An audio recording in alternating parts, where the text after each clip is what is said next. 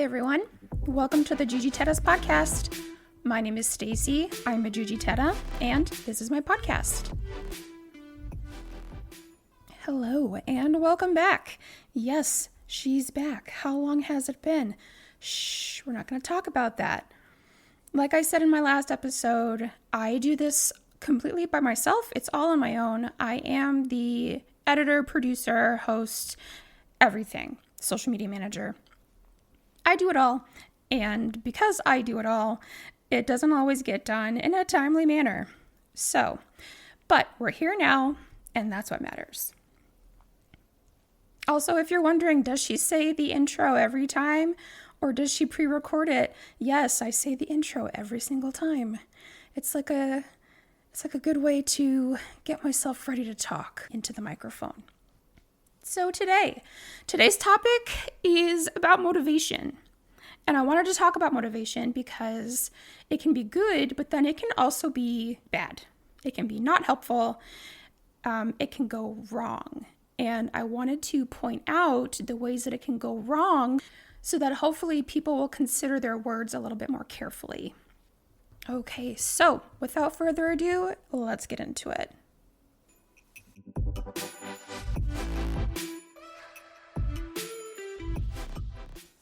Now, if you might be wondering, Stacy, why are you complaining about motivation? Motivation is a good thing. If you want to motivate other people, why not just do it? And I say to you, well, yes, motivation is a good thing. Motivation is important. It's necessary. It's healthy. For example, working out with somebody. If you are trying to motivate them to finish a set, maybe help them out a little bit, that can be super helpful. If you are running a race with somebody and you see that they're kind of struggling, if you come and run beside them, it helps to motivate them and it helps them finish the race. Stacy, how do you know these things? I don't know, maybe because they happened to me. And that was exactly what was motivating enough for me to not give up. Training with my training partners on the mats, doing drills. I get tired. I'm like, oh my God, I don't know if I can finish these drill sets. My partner's like, hey, listen, I'm going to count for you so you don't have to worry about counting. You just finish on doing the thing and you got this. I'm like, okay. And then at the end, when you're really tired, you're trying to do the last few, my training partner is there being all like, oh, come on, you got this. You're strong. You can do it. Let's go. Come on. And then after I finish it, they're there with a huge hug, a big high five. Like, oh yeah, you did it. That is motivating. Right? If you have a friend and you know that they're maybe struggling a little bit and you call them up and be like, hey, I just want to let you know, I'm so proud of you. I know it's been tough. You got this. Let's meet up for a coffee or something, just to chat for a little bit, take your mind off of it. You're amazing. You can do it. That kind of motivation is also really helpful.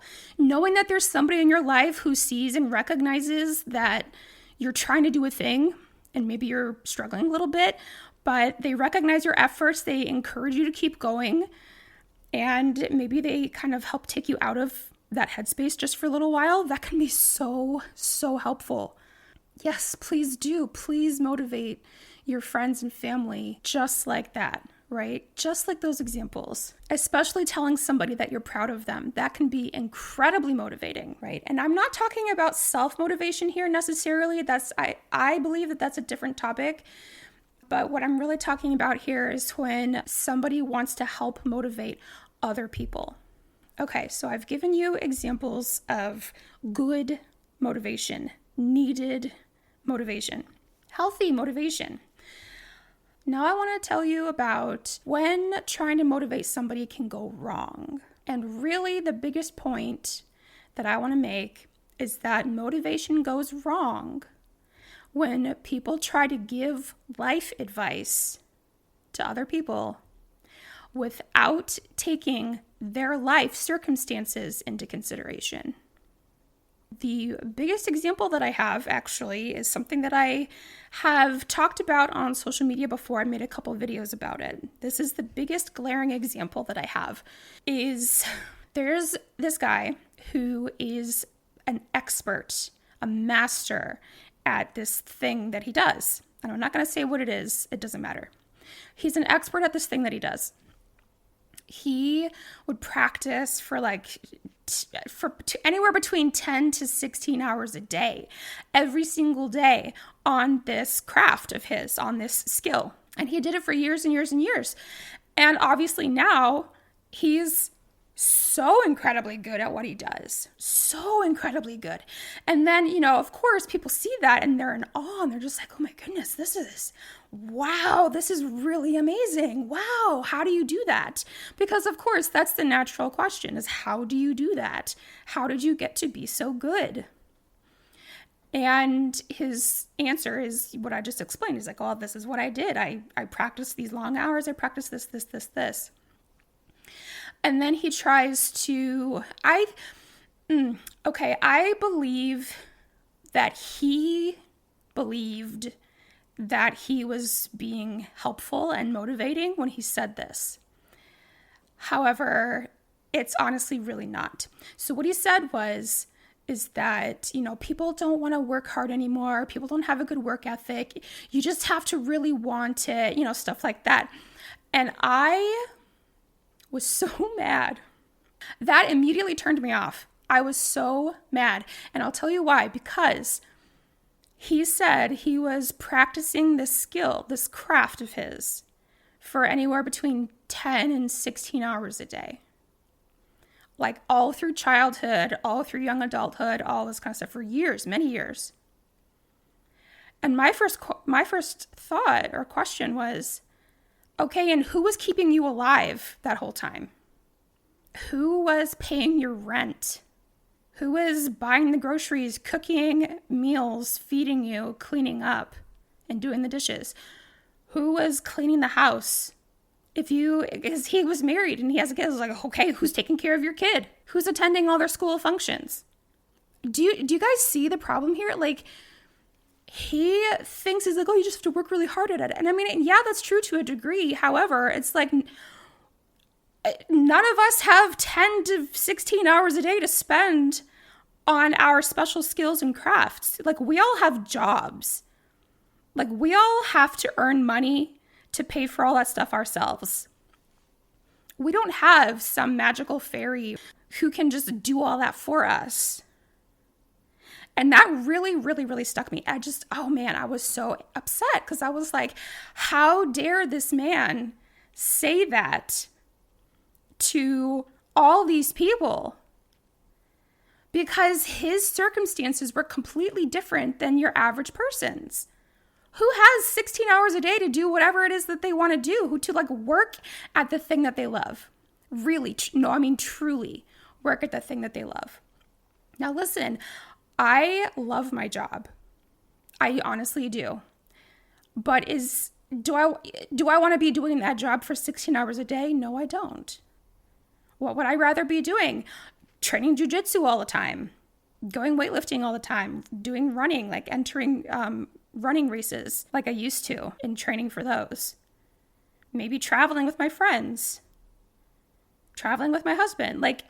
I would love to do all of that stuff instead. And I would love to be really good at it and dedicate my days to doing that. However, is that realistic? Absolutely not. In no way, shape, or form is that realistic for me. And for a lot of people, that is also not realistic for them either. So if you're trying to help motivate somebody who you can see is maybe struggling or who wants to do a thing, you have to consider their circumstances. You have to consider their life circumstances before you open your mouth. Another example, not just that guy. Another example is, I see this a lot actually, when people, especially people with children, I feel like this falls a lot on people who have children, who say that they don't have a lot of time to dedicate to themselves anymore, that they wish they could work out, that they wish they could, do X, Y, Z.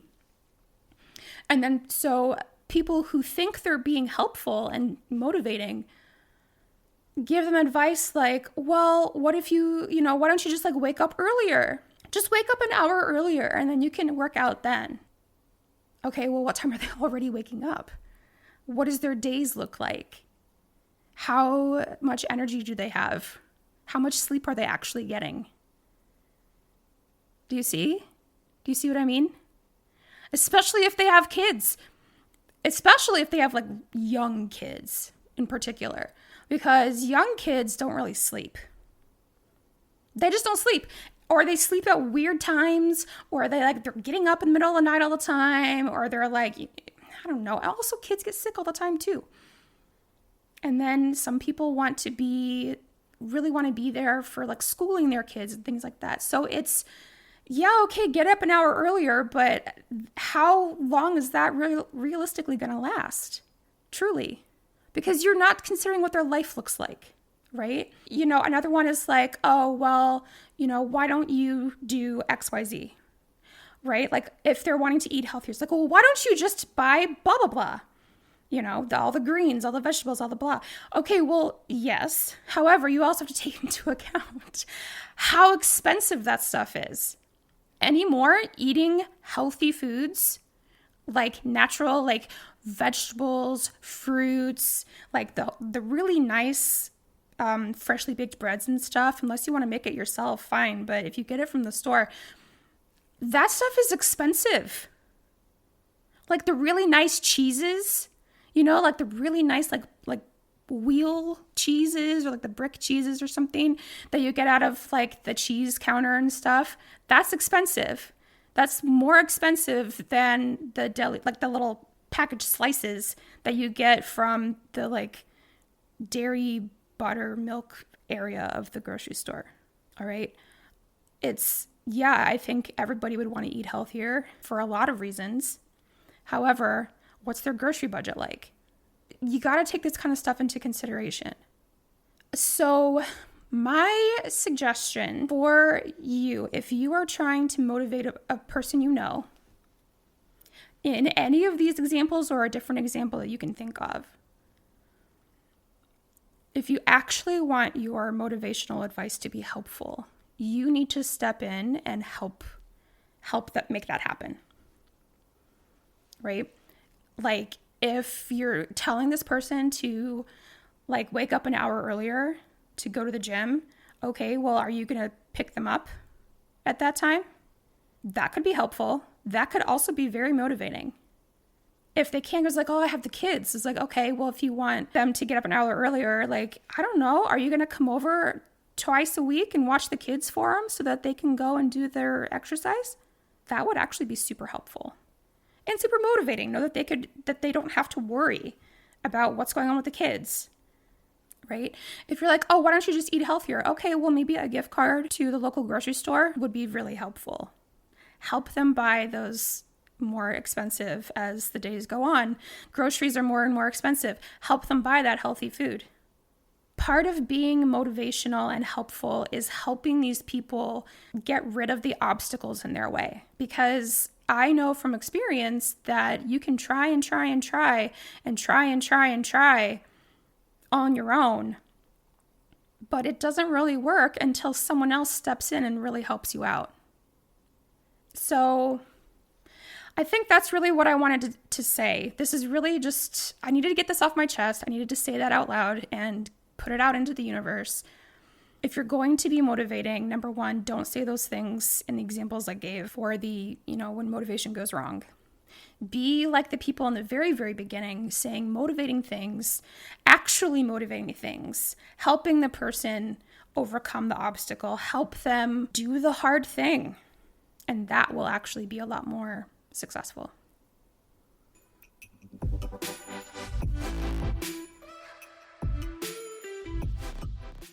Whew, okay. So that is what I wanted to say.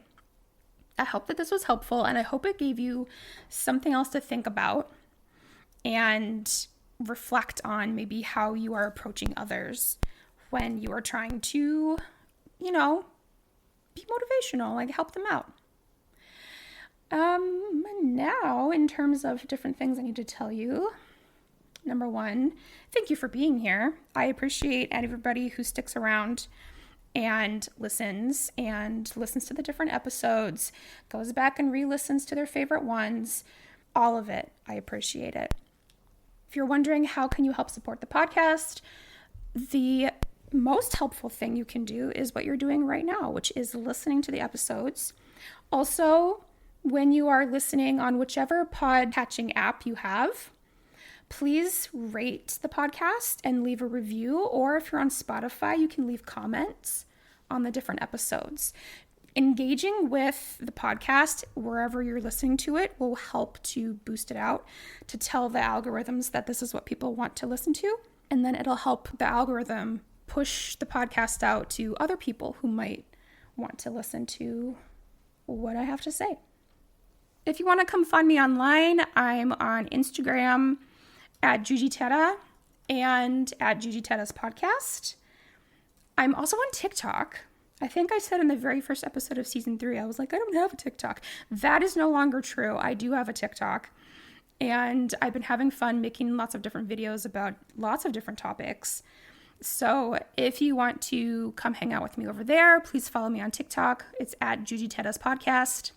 I also have a Facebook page. I post updates on the Facebook page, but I am not really active on Facebook that much.